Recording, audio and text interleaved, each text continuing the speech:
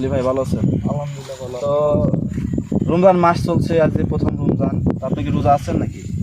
জি আলহামদুলিল্লাহ। তো রোজা কেমন কাটছে এখন? কেমন লাগছে? তো আপনার বাসা কই জানো ভাই? আমার বাসা কোথাও এখানে ছিল ভাই। তো আপনার কয় ভাই বোনি?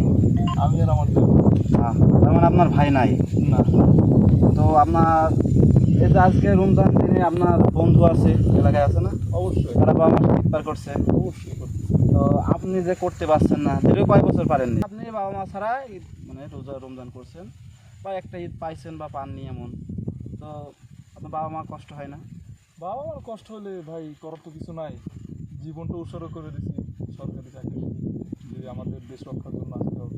মানে সৈনিক এখন তো মাথায় নিয়ে যাবেন এক কথায়। না কষ্ট কিসের ভাই, আমাদের সহপাঠী আছে না, সহপাঠী আমার বড় ভাই ছোট ভাই সবার সাথে মিলেমিশে থাকতেছে, তাদের সাথে সুখ দুঃখ সব কিছু ভাগাভাগ করে নিতেছে। অবশ্যই অবশ্যই।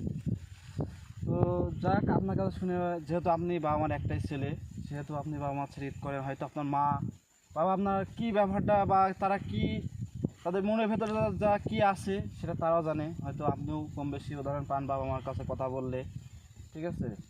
তো তারা অবশ্যই কষ্ট পায়, কারণ একটা ছেলে বাসা তারা ইফতার করছে, হয়তো আপনার জন্য ভুল ভবিষ্যতে রেখে দেয় যে আমার ছেলে মানে বাজারে গেছে সে খাবে, হয়তো মনে পড়ে যে না ছেলে আমার নাই, পরে হয়তো এটা মনে হয়, কিন্তু মা ও মার মন সেটা আপনারও কষ্ট হয়, কিন্তু আপনি সেটা বুঝতেছেন না।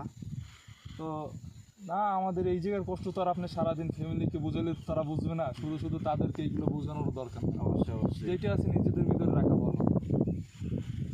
তো ভাই সব আপনাদের উদ্দেশ্যে একটা কথা বলবো, তো সৈনিক জীবনটাকে অত আরাম বা এটা ছোটো করে দেখবেন না, ঠিক আছে? এরা অত্যন্ত সাহসী, ঠিক আছে, শক্তিশালী, মানে বিভিন্ন দিক এদের ভেতর আছে, এই জন্য সরকার এদেরকে বাছাই করছে। দেখছেন একটা বাবের একটা ছেলে হয়ে সে বাবা মার সাথে 4টে বছর মনটাকে পাথরের মতন করে তার সহধর্মীদের সাথে চলছে, ঈদ করছে।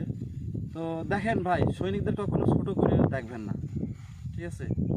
এদেরকে সেই দিকটা দেখবেন। যারা দেখেন এই যে কোথায় আছে আমরা, মনে করেন যে আমরা যাইতে 5 থেকে 6 দিন লাগবে, এর ভেতরে কত লোক অসুস্থ হয়, কত কিছু হয়, তারপরেও কিছু করার নাই, যেতে হয়, কারণ আমরা সৈনিক।